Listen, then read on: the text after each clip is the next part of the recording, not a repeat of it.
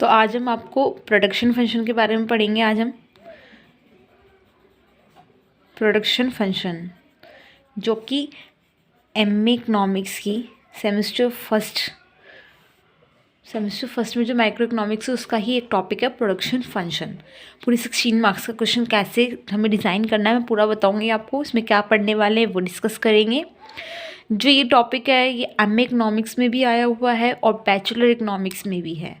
तो production function यहाँ हम सभी के लिए बहुत इंपॉर्टेंट है ये, और मैंने सभी के लिए ये आंसर फ्रेम किया है। तो कोई बैचलर का हो मास्टर का हो वो इस आंसर को यूज़ कर सकता है। This is very beneficial for you. तो हम पढ़ेंगे प्रोडक्शन फंक्शन। जानते हो प्रोडक्शन फंक्शन क्या होता है? ये फंक्शनल रिलेशनशिप बताता है इनपुट्स और आउटपुट्स के बीच में। मतलब आउटपुट्स जो हमने बनाया with the help of input, अब इनके बीच का जो फंक्शनल रिलेशन है वो क्या बताता है? Production function. तो जैसे आउटपुट हमारा वाई है और इनपुट्स क्या हैं हमारे? लैंड है, कैपिटल है, लेबर है। ये हमारे इनपुट्स हैं। इन इनपुट्स को यूज़ करके हमने क्या ये आउटपुट बनाया। ठीक है, इसे कहते हैं production function, functional relationship between output and input. क्या कहेंगे उसे? Production function.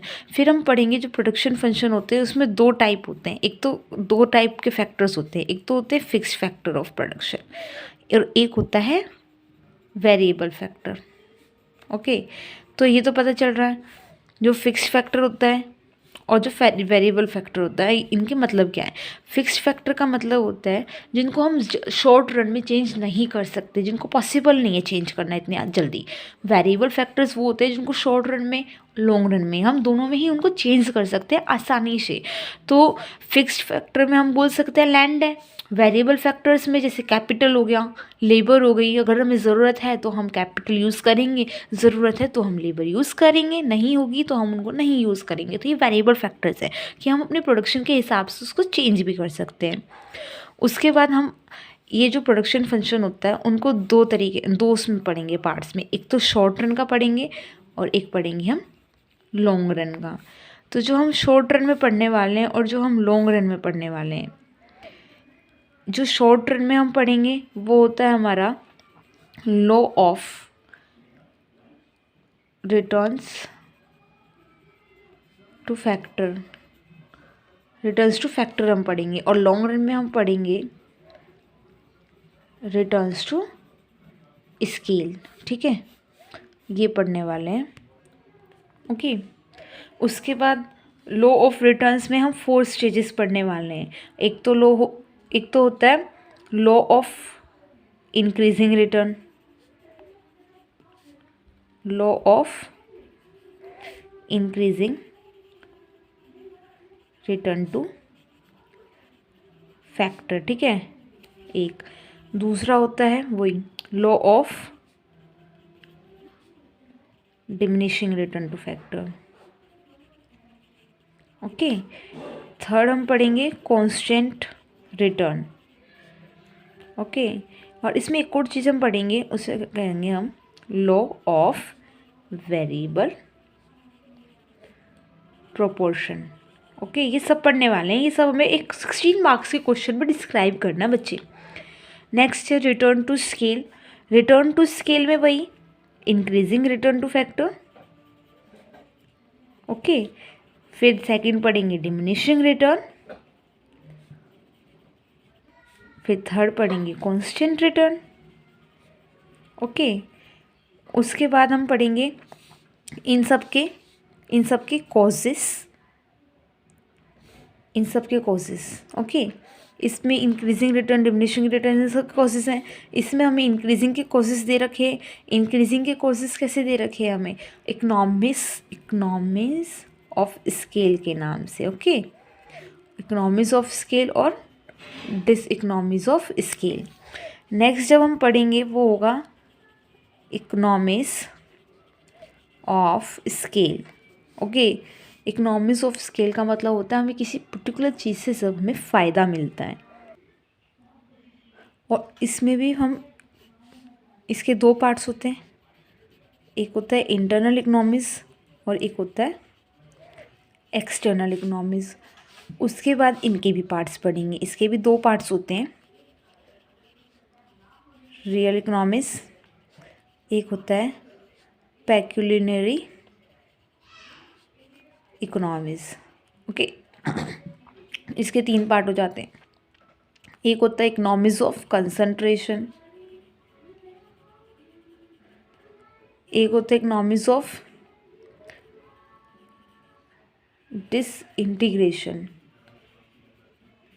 ठीक है, और एक होता है हमारा इकोनॉमिक्स ऑफ इंफॉर्मेशन। मैंने पूरा आंसर फ्रेम करके तैयार किया आप लोगों के लिए।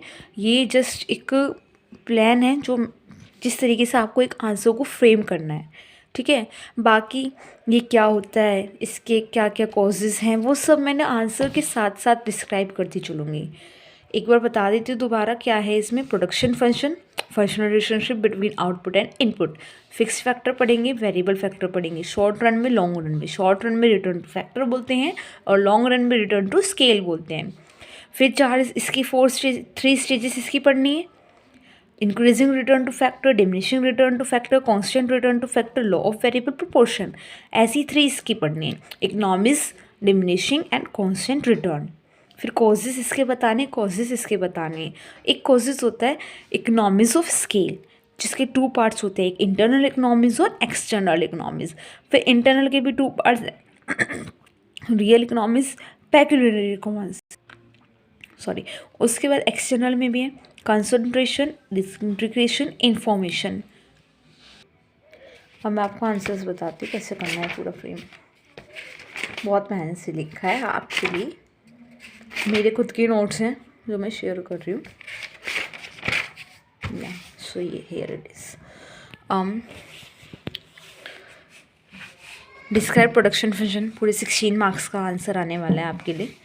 कई बार सिर्फ इकोनॉमिक्स को बता देते हैं, मतलब इकोनॉमिक्स ऑफ स्केल के नाम से क्वेश्चन आ जाता है तो हमें वो डिस्क्राइब करना पड़ता है, उसमें हम पूरा लॉन्ग रन डिस्क्राइब करेंगे। कई बार ओनली शॉर्ट रन पूछ लेता है, तो कई बार ओनली लॉन्ग रन पूछ लेता है, तो हमें पूरा डिस्क्राइब करना पड़ेगा। तो नाउ प्रोडक्शन फंक्शन क्या होता है? It refers to functional relationship between output and input और between quantity of good produced and factor of production necessary to produce it. Y is equals to functional relationship of L, K, N, where L is land, K is capital, N is labor. There are 4 types of factor: land, labor, capital, entrepreneur. Next वही बताया था, 2 factors होते हैं इसके, fixed factor of variable factors. So fixed factor of production, these are those whose quantity can not be increase at short run, that is land, building, major equipments. Next, a variable factor. It includes that factor whose quantity can be increased in short run, that is labor, raw materials, etc.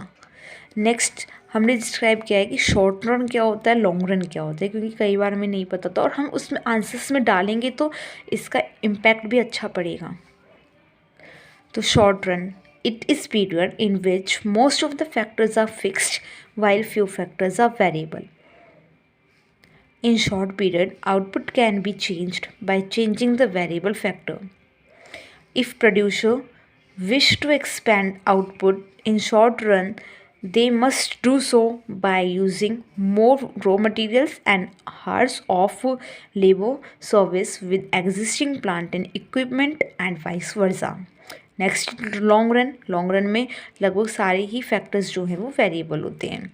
So in long run all factors are variable and no factor is fixed.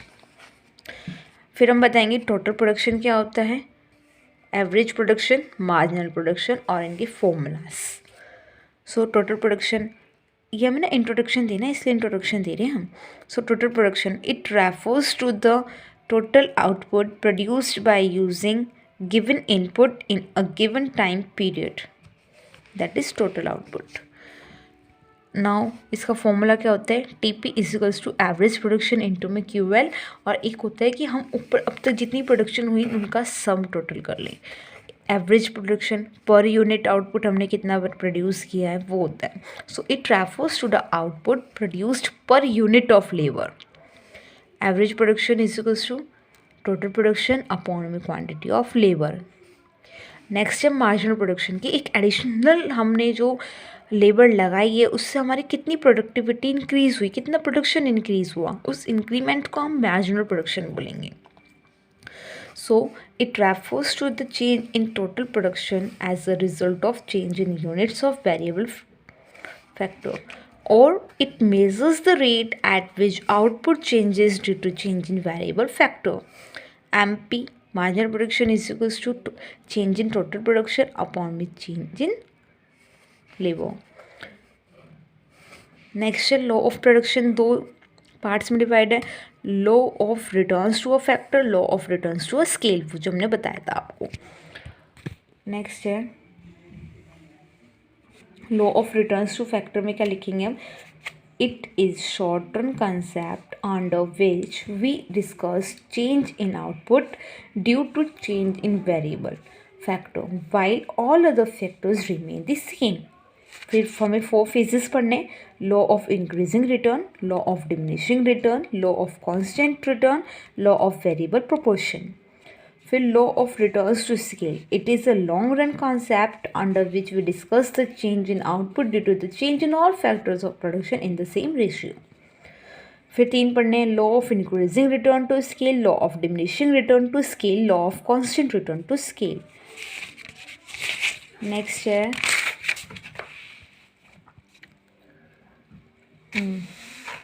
law of increasing return to scale. It is a situation in which with the increase in units of variable factor, that is labor, the total production increases as increasing rate. In such a situation, marginal production of variable factor must be increasing and average cost of production must be diminishing. Law of increasing return का मतलब होता है कि हमने थोड़ी सी inputs extra लगा दी तो जो हमारे आउटपुट है वो बहुत तेज़ी से बढ़ रहे हैं, बहुत तेज़ी से बढ़ रहे हैं। ठीक है, इसमें एवरेज कॉस्ट जो है वो डिमिनिशिंग रेट पे वो डिमिनिश होती चली जाती हैं। हमने जो एजप्शंस लिए हैं वो ऑलमोस्ट सेम रहेंगी सारे ही उसमें। ठीक है, तो एजप्शंस जो है वो short period, labour are homogeneous, labour is variable factor and no change in technology. Next हम टेबल बना के टेबल एंड डायग्राम दिखाएंगे, शो करेंगे टेबल एंड डायग्राम, जिसमें हमने लेबर्स रखी है 1 2 3 4 5, उनकी टोटल प्रोडक्शन 10 30 60 100 150, फिर उनकी मार्जिनल प्रोडक्शन 10 20 30 40 50, देन उसके बाद डायग्राम। ओके, उसके बाद है law of increasing return to factor can be explain in terms of law of diminishing cost. बताया था इंक्रीजिंग रिटर्न टू फैक्टर को हम डिमिनिशिंग कॉस्ट भी बोलते हैं। जब टीपी इंक्रीज होता है, when TP increases as increasing rate, average cost per unit goes on diminishing. अब ये भी हमें टेबल एंड डायग्राम से शो करना है। एज सपोज 1 लेबर की कॉस्ट हमारी 100 रुपीज़ है, दैन लेबर 1 2 3 4 5 यूज़ करी तो उनकी लिए कॉस्ट कितनी हुई, 100 200 300 400 500। टोटल प्रोडक्शन इतनी थी तो एवरेज प्रोडक्शन कितनी होगी हमारी, average cost, total cost upon में टोटल प्रोडक्शन। टोटल प्रोडक्शन ही क्वांटिटी है तो एवरेज कॉस्ट क्या हुई, पर यूनिट क्वांटिटी होती है एक तरीके से। तो टोटल प्रोडक्शन इतनी निकल के आ रही है हमारी, ठीक, 10 क्वांटिटी प्रोड्यूस कर रहे हैं या 30 क्वांटिटी, तो इसलिए ये जो AC निकल के आते हैं तो TC/TP। ठीक है, ये डायग्राम है उसका। नेक्स्ट हमें कॉजेज़ बताने हैं, इनको डिस्क्राइब करना है। डिस्क्राइब करना इतना इंपॉर्टेंट नहीं है क्योंकि 16 मार्क्स का बहुत ज़्यादा हो जाएगा। तो कॉजेज़ ऐसे लिख के आ जाना, causes of increasing return, fuller utilisation of fix factor, fuller utilisation of variable factor, क्योंकि better coordination between factors, increase in efficiency. Next आता है constant, law of constant return to factor. Next है law of constant return to factor, यहाँ से start किया। It is a situation in which with increase in the units of variable factor that is labour the total production increases at constant rate. तो यहाँ क्या हो रहा है कि हम जब अपनी इनपुट्स बढ़ा रहे हैं, थोड़ी सी इनपुट्स बढ़ा रहे हैं, तो जो हमारा टोटल प्रोडक्शन है वो एक कांस्टेंट रेट से ही इंक्रीज़ कर रहा है, कर तो रहा है, अभी भी इंक्रीज ही कर रहा है लेकिन कांस्टेंट रेट से इंक्रीज़ कर रहा है। In such a situation marginal production of variable factor must be constant, MP constant होना चाहिए क्योंकि वो कांस्टेंट रेट से टोटल प्रोडक्शन को इंक्रीज़ कर रहा है। एंड एवरेज कॉस्ट वो भी कांस्टेंट। एजप्शंस वही सेम है। देन एक्सप्लेनेशन है, एक्सप्लेनेशंस और डायग्राम यहाँ पे हमने बना के दिखाए हैं। देखो ना, यहाँ पे जो हमारी टोटल प्रोडक्शन है वो इंक्रीज तो कर रही है लेकिन कांस्टेंट रेट से इंक्रीज कर रही है। देन नेक्स्ट हमारा law of constant return to a factor. Next ही मतलब वही है, कांस्टेंट हमें कॉस्ट की टर्म में बताना ना कि वो कांस्टेंट कॉस्ट है वो, तो फिर वही है, हमने फिर से टेबल डायग्राम का यूज़ किया कांस्टेंट कॉस्ट को बताने के लिए। उसके बाद फिर वही उसके दोबारा से भी कॉजेस करने, ये कॉजेस हैं उसके बाद law of diminishing return to factor. इसमें क्या होता है कि हम जब अपनी इनपुट बढ़ा दी तो जो टोटल प्रोडक्शन है वो हमारी इंक्रीज़ करेगी, लेकिन कम कम होती हुई इंक्रीज़ करेगी। जैसे पहले 10 इंक्रीज़ कर रही थी, फिर 5 से इंक्रीज़ करेगी, फिर 3 से इंक्रीज़ करेगी, तो वो ऐसे इंक्रीज़ कर रही है, डिमिनिशिंग रेट पे इंक्रीज़ कर रही है। तो इसमें क्या लिखना है, it is a situation in which with the increase in the units of variable factor the total production increase at diminishing rate. In such a situation, MP of variable factor must fall and AC of production must be increasing. MP is marginal production and AC is average cost. Assumptions will be same as usual. Explanations will be this and diagram will be this. इसमें हम show कर रहे हैं कि जो हमारा TP है वो जब अपने मैक्सिमम पे पहुंचता है तो जो मार्जिनल प्रोडक्शन है वो ज़ीरो हो जाता है। ठीक है, ये टेबल आपको एज इट इज़ लिखनी होगी पेपर में, क्योंकि हम भूल जाते हैं, हम इतनी जल्दी से नहीं कर पाते, तो ये सिस्टमेटिक है ऑलरेडी, तो हम इसी को यूज़ कर सकते हैं। नेक्स्ट कॉस्ट की टर्म में हम बताते हैं, कॉस्ट की टर्म में इसको इंक्रीजिंग कॉस्ट बोलते हैं, क्योंकि हमें कोई फ़ायदा ही नहीं मिल रहा, हमारी टोटल प्रोडक्शन उल्टा थोड़ी कम कम होती जा रही है, बढ़ तो रही है लेकिन कम कम से बढ़ रही है, तो हमें तो एक तरीके से महंगी पड़ी ना वो, तो लॉ ऑफ इंक्रीजिंग कॉस्ट हो गया। When TP increases at diminishing rate average cost per unit tend to increase. उसके बाद फिर से वही table and diagram we are have to show. AC कैसे निकाल रहे हैं, टीसी बाय टीपी करके, TC is total cost and TP is total production. ठीक है, नेक्स्ट है causes, fixity of factors, imperfect factor substitutability, poor condition between the factors. Next हमें law of variable proportion हमें डिस्क्राइब करना है, जो बहुत ही इंपॉर्टेंट है, और उसमें इन तीनों का कॉन्सेप्ट यूज है, इन तीनों के कॉन्सेप्ट से ही हमारा लॉ ऑफ वेरिएबल तैयार हुआ है। नेक्स्ट है according to this law, if we increase the units of variable factor in short run, the total production first of all increases at increasing rate, then at constant rate and finally at diminishing rate। ठीक है, फिर assumptions वही है जैसे जो पहले थी, short run, labour homogeneous होगा, लेबर वेरिएबल होगा, टेक्नोलॉजी में कोई चेंज नहीं होगा। फिर हमें ये टेबल एंड डायग्राम बनाना है, टेबल वही, आपको ये टेबल भी थोड़ी लर्न ही करनी पड़ेगी एक्चुअली, क्योंकि हम एट अ टाइम अपने से टेबल नहीं बना सकते जो बिल्कुल सूटेबल होगी वहाँ पे, तो हमें ये टेबल लर्न करनी होगी, या फिर कोई भी जो आपकी बुक में टेबल गिवन है वो टेबल आप लर्न कर लो, क्योंकि उसमें सिस्टमेटिक दिखा रहा है, पहले इंक्रीजिंग दिखा रहा है फिर डिमिनिशिंग दिखा रहा है। ओके, उसके बाद यहाँ पे हमने इसका डायग्राम शो किया है, डायग्राम यही होगा, यहाँ पे total production, average production, marginal production, यहाँ पे क्वांटिटी ऑफ लेबर। ओके, सबसे पहले हमने यहाँ पे टीपी बनाना है, सबसे पहले हम लोगों को ना टीपी बनाना है, ये जा रहा है टीपी, टोटल प्रोडक्शन। जो टोटल प्रोडक्शन है वो ऐसे करके ऐसे जाता है, देखो ना, पहले इंक्रीज़ कर रहा है इंक्रीजिंग रेट पे, फिर इंक्रीज़ कर रहा है डिमिनिशिंग रेट पे, एंड जब वो कांस्टेंट रेट पे हो रहा है उसके बाद वो ये होता जा रहा है ना, डिमिनिश करता जा रहा है, तो वही यहाँ दिखाया है हमने। उसके बाद ये देखो, जब वो अपने मैक्सिमम पॉइंट पे जाता है तो जो हमारा एमपी है, मार्जिनल प्रोडक्शन, वो ज़ीरो हो जाता है, डिमिनिश करने लग जाता है ज़ीरो के बाद। ठीक है, तो थर्ड स्टेज में एमपी क्या कर रहा है, नेगेटिव हो रहा है। सेकंड स्टेज में क्या है, एमपी डिमिनिश तो कर रहा है लेकिन कुछ तो दे ही रहा है, यहाँ इंक्रीज़ कर रहा है एमपी, ऐसी एवरेज प्रोडक्शन यहाँ पे है। ओके, इसमें क्या है, इक्विलिब्रियम का मैं बताती हूँ आपको जो डिस्क्राइब करना है आपको पता होना चाहिए कि इसमें ना कोई भी प्रोड्यूसर है वो सेकंड स्टेज में रहता है।